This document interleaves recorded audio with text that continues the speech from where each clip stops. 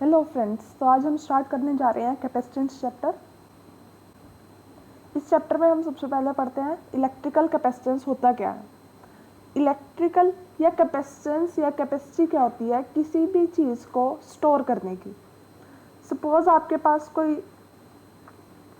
कोई भी वेसल है, उसमें कोई 5 लीटर कुछ आ सकता है, तो उसकी कैपेसिटी कितनी हुई? 5 लीटर की। कोई उससे बड़ा वेसल ले लो, उसके अंदर 6 लीटर आ सकता हो, तो उसकी कैपेसिटी क्या हुई? 6 लीटर की। इसी तरह हर एक सब्सटेंस की अपनी अपनी कैपेसिटी होती है कि वो क्या स्टोर कर सकता है। तो इलेक्ट्रिकल कैपेसिटेंस क्या होता है? इलेक्ट्रिकल कैपेसिटेंस होता है कि किसी कंडक्टर की कितनी कैपेसिटी है कि वो इलेक्ट्रिक चार्ज या फिर इलेक्ट्रिकल एनर्जी स्टोर करेगा। तो हम ये भी बोल सकते हैं कि capacity of a conductor is the ratio of charge given to the conductor to raise its potential, कि हम एक कंडक्टर को कितना चार्ज देते हैं और उस चार्ज की वजह से वो उसका पोटेंशियल कितना बढ़ता चला जाएगा। अगर हमें इसे न्यूमेरिकली लिखना है तो न्यूमेरिकली ये क्या आएगा? न्यूमेरिकली होगा 1 farad is equal to 1 coulomb by 1 volt. Farad क्या होता है? Farad is the SI unit of capacitance. ठीक है, जो कैपेसिटी है हमारी या कैपेसिटेंस है वो एक पॉजिटिव क्वांटिटी होगी, हमेशा नेगेटिव में स्टोर नहीं होगा, पॉजिटिव में स्टोर होगा। तो यहाँ से हमें इसका फॉर्मूला क्या मिल जाता है? C is equal to q by v, कि कितने चार्ज देने पे कितना पोटेंशियल स्टोर हो रहा है, उसको हम क्या बोलेंगे? उसकी कैपेसिटी। इसकी कुछ छोटी यूनिट्स भी होती हैं, जैसे 1 माइक्रोफैरेड, 1 नैनोफैरेड, 1 पिकोफैरेड। 1 माइक्रोफैरेड में होता है 10⁻⁻6, नैनो में होगा 10⁻⁻9 और पिकोफैरेड में होगा 10⁻⁻12 फैरेड। नेक्स्ट हम पढ़ते हैं capacity of an isolated spherical conductor, कि हमारे पास एक स्फेरिकल कंडक्टर है, आइसोलेट किया हुआ उसे, हमें ये बताना है कि उसकी कितनी कैपेसिटी होगी। हम सपोज कर लेते हैं यहाँ पर एक स्फेरिकल कंडक्टर है, उसके ऊपर हमने क्यू चार्ज दिया। अब कंडक्टर है, मेटल है कोई, तो चार्ज देते ही ये यूनिफॉर्मली स्प्रेड हो गया इसके ऊपर, और कितना चार्ज? Plus Q. इसका रेडियस कितना है? आर। तो इसके किसी भी पॉइंट पे अगर हम पोटेंशियल निकालें तो पोटेंशियल क्या निकलेगा? हमने फॉर्मूला पढ़ा हुआ है, V is equal to q by 4 pi epsilon naught r. ठीक है, हमें निकालनी क्या है? कैपेसिटी। हमने अभी कैपेसिटी का फॉर्मूला पढ़ा है, C is equal to q by v. यहाँ पर V की वैल्यू पुट कर दो, क्या आ जाएगा? Q नीचे आ गया और 4 पाई एप्सिलॉन नॉट आर ऊपर आ गया। तो Q से Q cancel, C is equal to 4 pi epsilon naught r. अब हम कैपेसिटी निकालते हैं अर्थ की। अर्थ क्या है? स्फीयर है, आइसोलेटेड स्फीरिकल कंडक्टर है अर्थ हमारी एक। तो इसकी हमें अगर कैपेसिटी निकालनी है तो हमें क्या चाहिए? फॉर्मूला तो ये अप्लाई हो जाएगा, 4 पाई एप्सिलॉन नॉट आर, यानी आर चाहिए। R is the radius of earth. Radius of earth is 6.4 into 10⁻6 metre. ये वैल्यू याद रखना। तो सी में पुट कर देंगे। 4 पाई एप्सिलॉन नॉट की वैल्यू क्या है? इसकी 1/9 इंटू 10⁻9 है। आर 6.4 इंटू 10⁻6, दोनों वैल्यूज पुट कर देंगे। जब हम इसे सॉल्व करेंगे तो हमारे पास आ जाएगा 0.711 इंटू 10⁻³ फैरेड। जब हम डेसिमल शिफ्ट करेंगे तो हमारे पास आ जाएगा 711 इंटू 10⁻6 फैरेड। और 10⁻6 किसके लिए यूज़ होता है? माइक्रो के लिए। यानी हमारी अर्थ की कितनी कैपेसिटी है? 711 माइक्रो फैरेड। यानी कि हमारी अर्थ इतनी बड़ी है, इतनी बड़ी कंडक्टर है, स्टिल उसकी कैपेसिटी इतनी सी है। दैट मीन्स हमने इसीलिए छोटी यूनिट्स को निकाला, क्योंकि एक फैरेड होना बहुत मुश्किल है कहीं भी। ठीक है, एक फैरेड यानी कि एक फैरेड का मतलब होगा कि 1 कूलम चार्ज की वजह से 1 वोल्ट पोटेंशियल राइज हो रहा है। ये इतनी कैपेसिटी होना किसी की बहुत मुश्किल होता है। आपको मोस्टली यहाँ पर माइक्रो फैरेड्स में ही कैपेसिटी मिलेंगी। नेक्स्ट है कैपेसिटर। कैपेसिटर क्या होता है? कैपेसिटर एक डिवाइस होती है जिसे हम बनाएंगे और उसमें हम बहुत ज़्यादा चार्ज स्टोर कर पाएंगे, जो क्योंकि नेचुरल चीज़ें हैं, नेचुरल कंडक्टर्स हैं, उनमें चार्ज ज़्यादा स्टोर नहीं हो पाता। तो हम एक ऐसी डिवाइस बनाएंगे जिसमें हम ज़्यादा से ज़्यादा चार्ज स्टोर कर सकें। तो उसका नाम क्या दिया है? Capacitor. Principle of capacitor. Capacitor बनता कैसे है और क्या होता है ये लिखा हुआ है, जो ये आप लिख सकते हैं, यहाँ से नोट कर सकते हो, या फिगर से समझो सिर्फ इसे। हमने क्या किया, दो मेटल प्लेट्स ली, ए एंड बी। हमने जब ए प्लेट ली, इसमें से ये जो बॉक्स है, ये पोटेंशियल बॉक्स है, इसमें से इसे पोटेंशियल दिया पॉजिटिव, बहुत ज़्यादा, इतना कि जब तक इस पे स्टोर ना होता रहे, जब तक इस पे चार्ज स्टोर होता जा रहा है, हम इसे चार्ज देते जा रहे हैं। जैसे ही इस पे चार्ज स्टोर होना बंद होगा, क्योंकि उसके बाद लीक होना शुरू हो जाएगा, तो उस पॉइंट पे आके रुक गए। जैसे ही हम यहाँ रुके तो ये बी प्लेट, इस पे कोई चार्ज नहीं था उस टाइम तक, इसे इसके पास लेके आए। जैसे इसके पास लेके आए, इंडक्शन की वजह से इस साइड नेगेटिव चार्ज इंड्यूस हो गया। इंडक्शन में क्या होता है, जो भी चार्ज उसके पास लेके आते हैं, उससे दूसरा चार्ज वो अपने ऊपर इंड्यूस करवा लेता है। तो क्या होगा, यहाँ माइनस इंड्यूस होने की वजह से यहाँ प्लस इंड्यूस हो जाएगा सडनली, क्योंकि ये भी इंड्यूस हो गया दोनों। अब ये माइनस आते ही ये इसके पोटेंशियल को कम करने की कोशिश कर रहा है, बट ये प्लस इसके पोटेंशियल को बढ़ाने की कोशिश कर रहा है। लेकिन जो ये माइनस है, ये इसके पोटेंशियल को कम कर रहा है और ये इसके पोटेंशियल को बढ़ा रहा है। लेकिन माइनस वाला इसके ज़्यादा पास है, तो ओवरऑल इसका पोटेंशियल कम हो जाएगा। ओवरऑल पोटेंशियल कम होते ही हम इस पे और चार्ज दे सकेंगे, यानी कि इसकी कैपेसिटी बढ़ गई। ठीक है, फिर हम क्या करेंगे, इसे अर्थिंग कर देंगे। यहाँ से अर्थ करते ही ये पॉजिटिव चार्ज जो यहाँ जितना भी आएगा वो नीचे अर्थ में चला गया।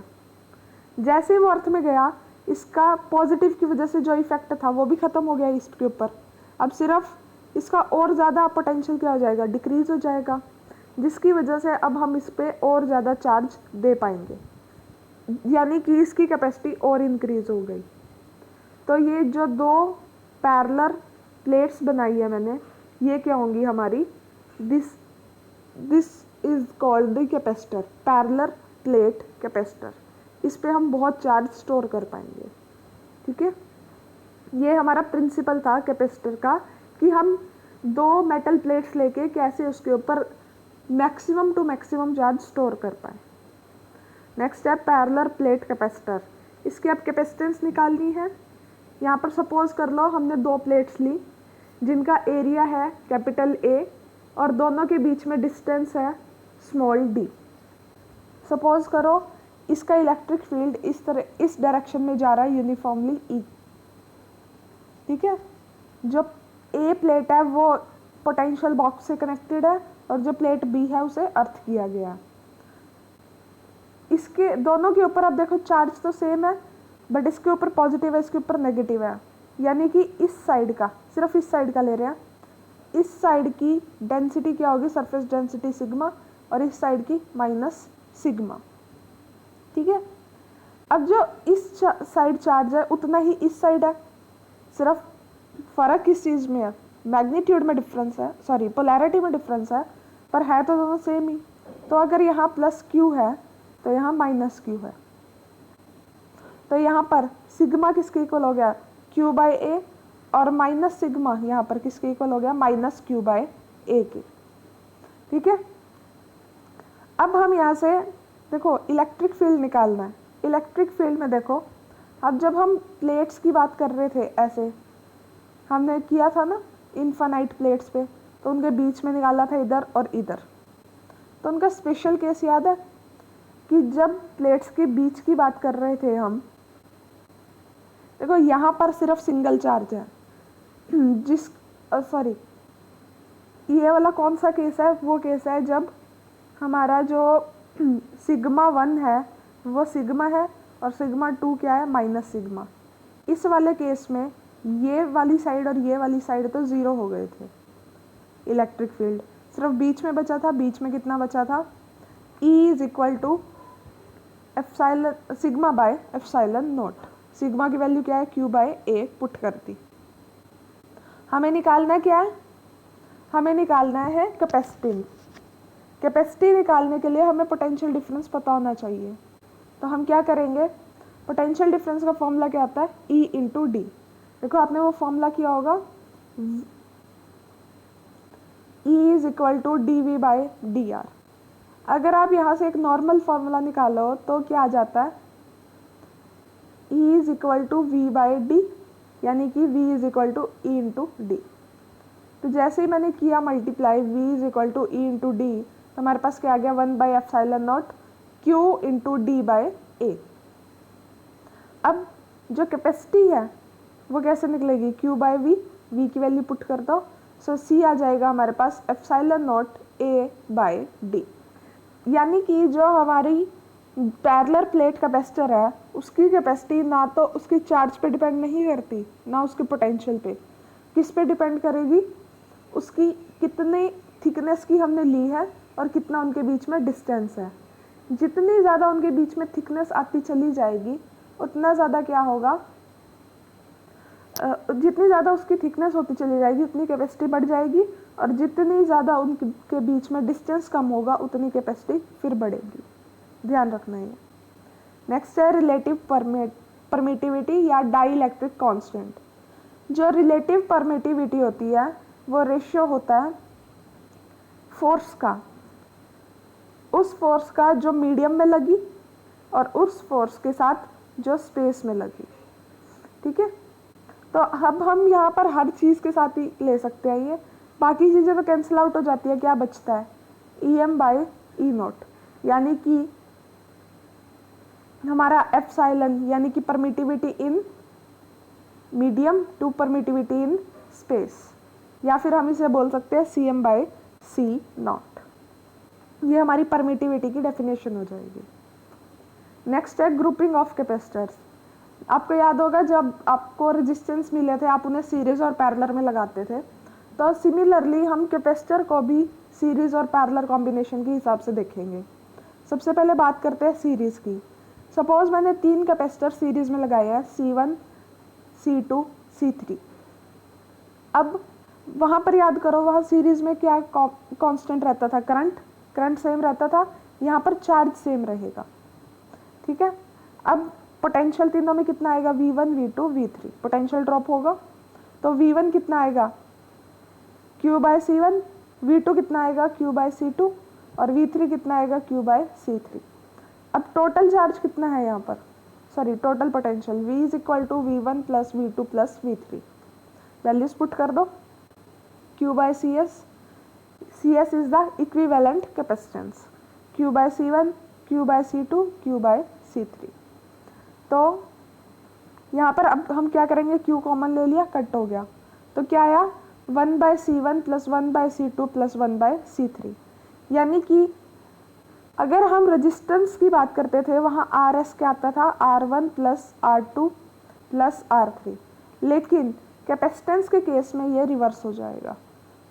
ठीक है, तो ये हमारा निकल गया series equivalent resistance when capacitors are equivalent capacitance when capacitors are connected in series. तो पैरेलल वाला हम करेंगे नेक्स्ट लेक्चर में, लेकिन तब तक के लिए आप खुद ट्राई करें और मुझे बताएं कि उसका आंसर क्या आएगा इन दी कमेंट सेक्शन। ओके, तो अगर आपको वीडियो अच्छी लगी हो please like the video and subscribe the channel. Thank you.